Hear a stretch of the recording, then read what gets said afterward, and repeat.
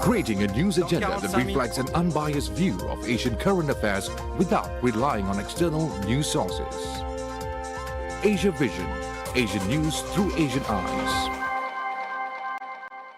Hello and welcome to AVN, your weekly roundup of the top stories from around the globe. I'm Hafiz Abdul Sattar, your host for the evening.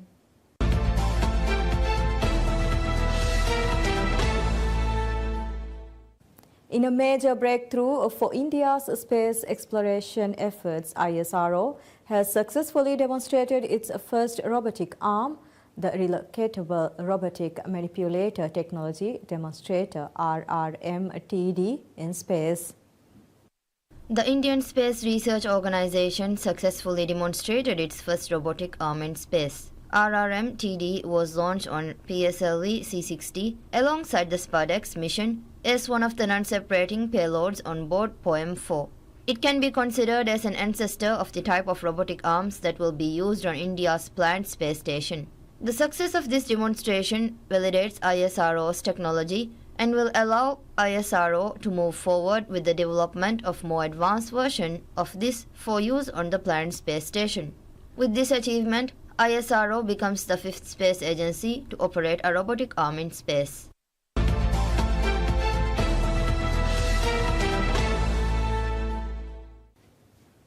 Over 10 lakh flowers, more than 50 species and more than 30 eye-catching sculptures are on display at the Ahmedabad International Flower Show 2025, which opened on Saturday at picturesque Sabarmati riverfront in the western Indian state of Gujarat. People in large numbers are visiting the International Flower Show in Ahmedabad. Started in 2013 by Prime Minister Narendra Modi, who was then the Chief Minister of Gujarat, this show has seen great popularity over the years. Organized at the Sabarmati riverfront, this show is an annual celebration of colors, offering a blend of visual splendor and exquisite flower displays. This show also gives out the message of sustainability. Every year I visit, but this time I've heard it's really going to be something very extraordinary, and they have been planning since before Diwali. So I am expecting a lot, and I think it's going to be very nice. Today is just the second day. You get to see so many varieties of beautiful flowers meant just for the winter season, and we are expecting a spectacular show. It's a very beautiful experience and a glorious arrangement here. This is our first time at the Ahmedabad Flower Show, and it's been a wonderful experience. The scale of the event, the kind of flowers that they have put in, the kind of sculptures they have built, it just shows that they have put in a lot of efforts. In 2024, the flower show attracted nearly 20 lakh visitors and also earned a Guinness World Record for its 400-meter-long flower wall. The show has been divided into 6 zones, featuring over 10 lakh flowers, more than 50 species, and over 30 sculptures. Symbolic statues showcasing India's economic progress, 23 years of governance, inclusiveness and sustainability, unity and diversity, hosting the Olympics 2036, Vasudhaiv Kutumbakam, and many more installations depicting India's culture and development have been put up at the show. Use of technology has enabled visitors to make use of specially designed audio guides to learn more about the flowers, sculptures and zones by scanning QR codes available throughout the flower show.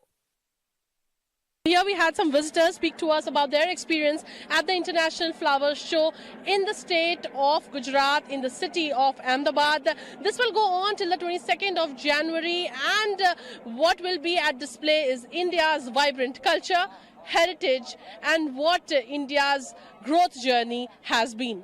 With my colleague Krishna Shah, this is Meghna Dev for DD India from Ahmedabad, Gujarat.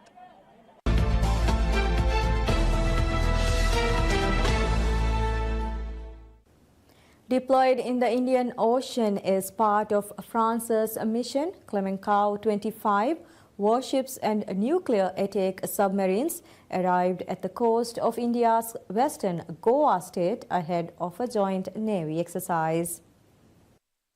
Commander of French Carrier Strike Group, Rear Admiral Jacques Malade, said that the aim of the annual Varuna bilateral exercise is to develop interoperability between the two navies and to prepare crews to deal with a multi-threat environments. This year again, France and India will participate to annual exercise Varuna during our return from the Pacific. This edition will be the 42nd edition of this bilateral exercise. This exercise aims to develop interoperability between our two navies and to prepare crews to face, in cooperation of course, multi-threat environments. Noting that this is the 42nd edition of this bilateral exercise, Commander of French Carrier Strike Group said that working together with the same kind of aircraft means sharing lessons learned, the process and building together better use of the same tools. Together with the same kind of aircraft means sharing lessons learned, sharing process, and building together better use of the same tools. So in my opinion, working on the same aircraft, Rafale Marine, from the sea will get all the two navies closer together. The French Carrier Strike Group, CSG, comprising the aircraft carrier FNS Charles de Gaulle, its air fleet and escort vessels such as frigates and supply ships has been deployed at the coastal state's Morgumo port.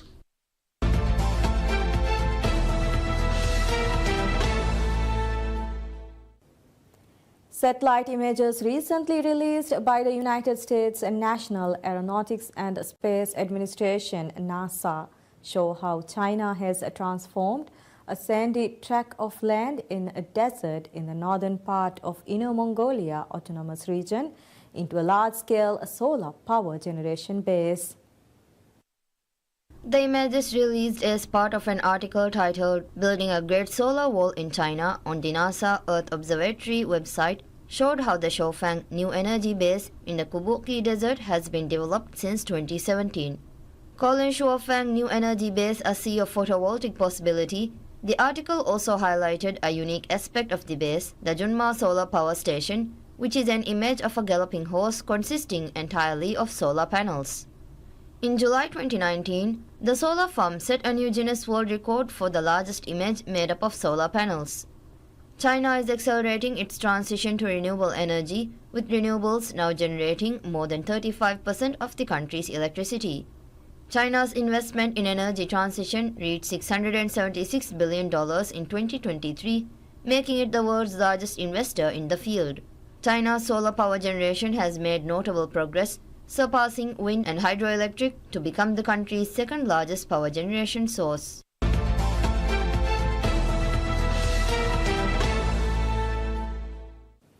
The rapid growth of the low-altitude economy is fueling demand for skilled professionals like pilots, flight controllers, and drone operators as industries embrace innovative flight technologies, creating new jobs while highlighting a significant talent gap. Low-altitude economy refers to the economic activities and industries centered around manned and unmanned aerial vehicles operating in the airspace, usually within 1,000 meters above the ground. This booming industry is revolutionizing the aviation sector, with professionals in piloting, flight control, and aircraft development playing a pivotal role in addressing its evolving challenges. Luo Hanqing, a helicopter pilot based in South China's tech hub of Shenzhen, has logged over 7,000 flying hours over his 12-year career. Previously focused on flights to offshore drilling platforms, he now spends a significant portion of his time flying low-altitude routes between cities. Before every flight, Luo and his colleagues review flight details and conduct thorough checks on their helicopters. As low-altitude pilots, they not only master flying techniques but also learn vital skills such as flight route design. Reflecting on his own training, Luo said it took him about 8 months to become a certified pilot, accumulating 200 flight hours. However, with the advent of electrical vertical takeoff and landing aircraft, industry experts believe the training process for future pilots will be streamlined. Meanwhile, some companies are focusing on the development of unmanned aerial vehicles, which will eliminate the need for onboard pilots. Instead, ground-based staff can monitor the aircraft in real time. Liu Ye, a 20-year-old UAV operator working in Shenzhen, holds a drone pilot's license certified by the Civil Aviation Department. The expansion of low-altitude economy has created a considerable talent gap, with industry estimates suggesting a shortage of 1 million UAV operators alone.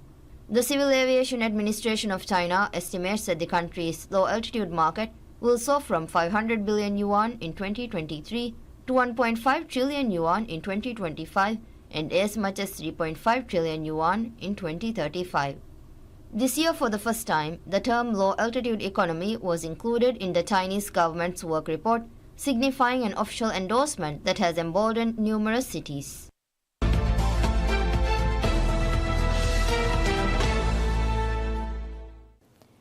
Dubai ranks 8th globally and 1st in West Asia in the 2024 Global Power City Index by Japan's Mori Memorial Foundation, marking its second consecutive year in the top 10. Dubai has secured the top spot in West Asia in the Global Power City Index 2024 and 8th position globally, marking its second consecutive year in the top 10 rankings. The annual study conducted by Japan's Mori Memorial Foundation highlights Dubai's leadership in innovation, economic dynamism, and global connectivity. This recognition positions Dubai as the only West Asian city in the top 10, underscoring its status as a major hub for business, talent, and investment on the global stage. As one of the fastest growing cities in the index, Dubai continues to enhance its appeal through urban innovation, connectivity, and resilience. The Global Power City Index evaluates cities worldwide based on their ability to attract people, capital, and enterprises, measuring 6 key areas: economy, research and development, cultural interaction, livability, environment, and accessibility.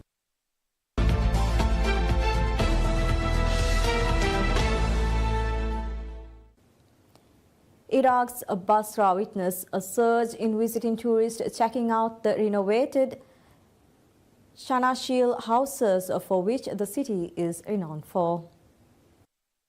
Visitors tour the streets of the Iraqi city of Basra, checking out old houses known as Shanashil that date back to the Ottoman period and line the city's waterways. UNESCO had teamed up with the local authorities in Basra to renovate some of those Shanashil houses in the old city, and many were transformed to cultural centers. The initiative, funded by the European Union, was part of efforts to boost tourism in the city and the country at large, as a small but growing number of tourists are heading to Iraq to see attractions spanning from vast desert and marshland ecosystems to ruins of the world's earlier cities and empires. According to Mustafa Al-Hosseini, Director of Antiquities and Heritage in Basra, more than 500 foreign visitors visited Basra in 2024 compared to less than 50 in previous years. Hosseini said that in Old Basra there are over 100 heritage houses. He added that of this, 10% of the houses were renovated, stressing the need for the support of the local government to revive this identity and complete the restoration of what was renovated and supported by UNESCO and the European Union. Owner of Razona Cultural Forum, Hashem Al-Laibi, emphasized the importance of preserving heritage as it resembles the culture, noting that they have to showcase their culture when foreigners visit to see them.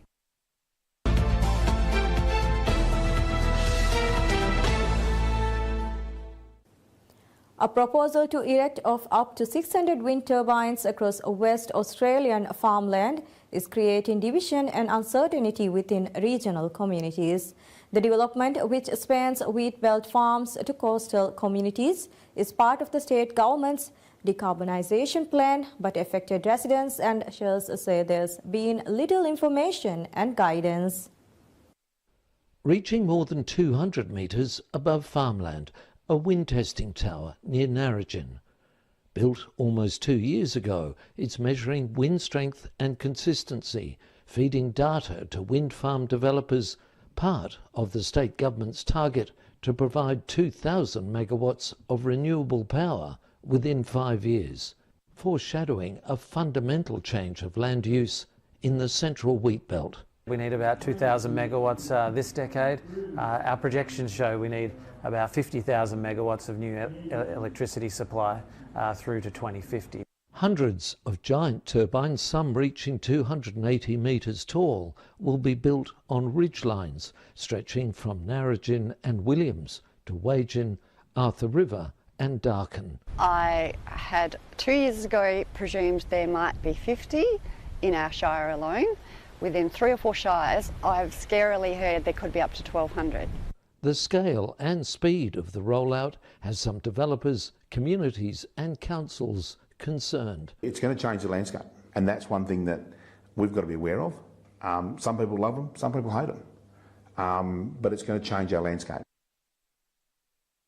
Worrying local leaders and residents is the lack of information from the state government about the long-term economic benefits to small towns and future legal protection for landowners affected by the towers. We want development, and every regional town wants development, but they want the development to be long-lasting for their community, and that's what we're nervous about. All of our little towns could gain that housing growth which we desperately need. If we could get that as a promise rather than a hypothetical yes maybe, I think we'd be a lot more amenable to what these entities are proposing. New South Wales and Queensland have introduced guidelines for developers and communities, and residents want to know why WA is lagging behind. This is $1 billion industry, $1 billion project. As farmers, we're busy running our farms. We're trying to help power the state. Where's the guidebook? Wheatbelt communities with an uncertain future facing a 5-year deadline. Mark Bennett, ABC News, Darken.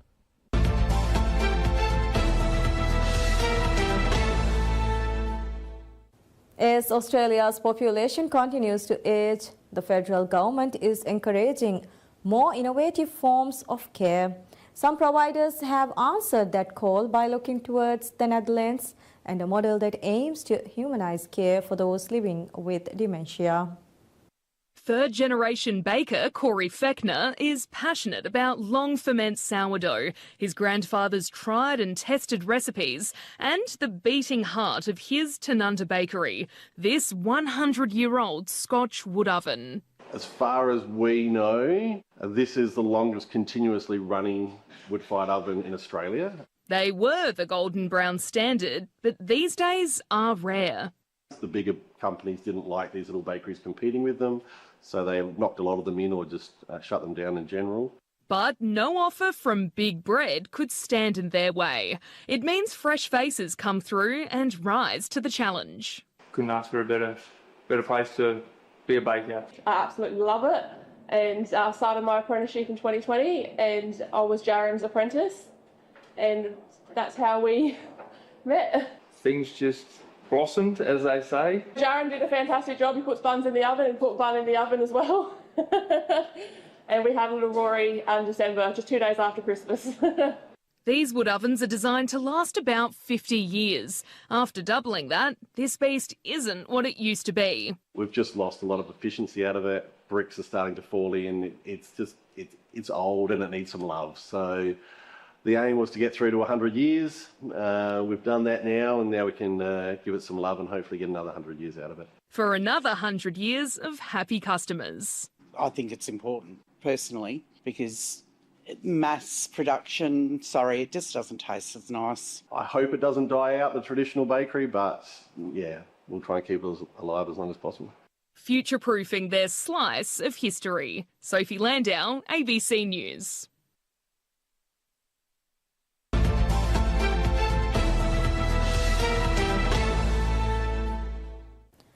While most people are fast asleep at 3 a.m., Australia's bakers rise and shine.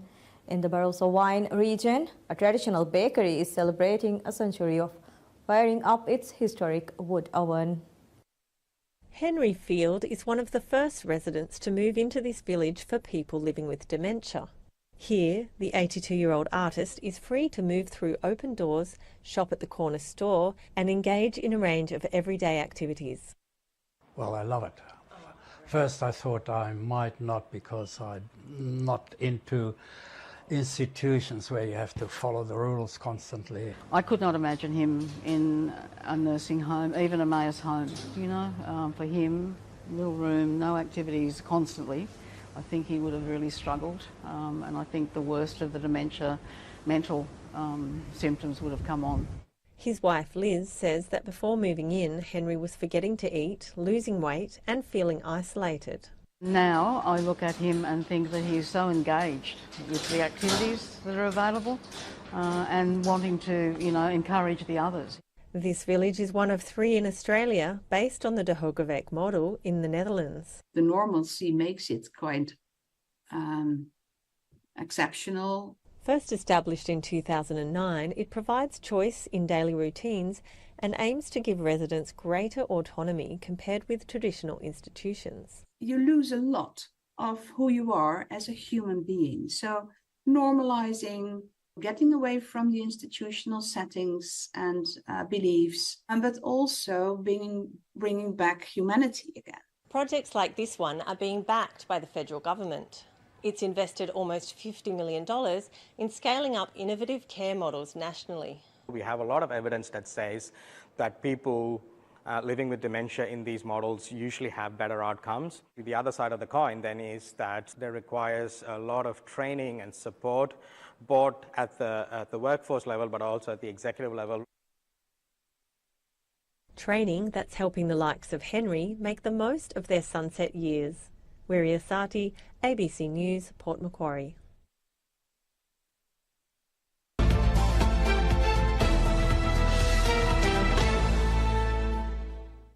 And that's all we have for this week's AVN. Stay tuned for our next episode next week. Have a good day.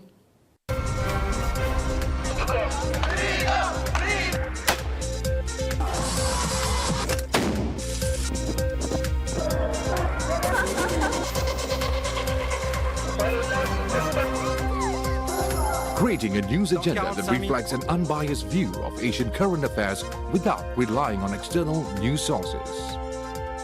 Asia Vision, Asian news through Asian eyes.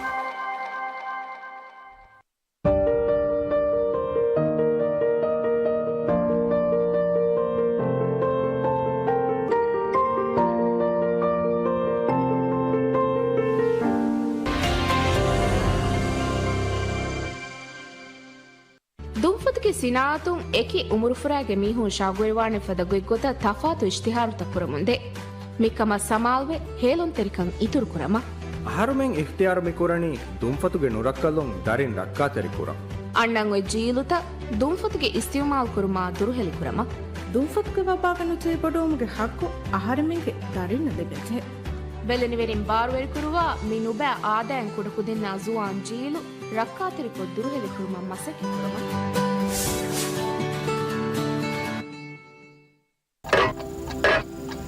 එගාර නොවෙම්බර් නවාස්තක නොවදිහ හතරකුම් පෙසිගෙන් මෙදුකැඩු වෙන්නැති.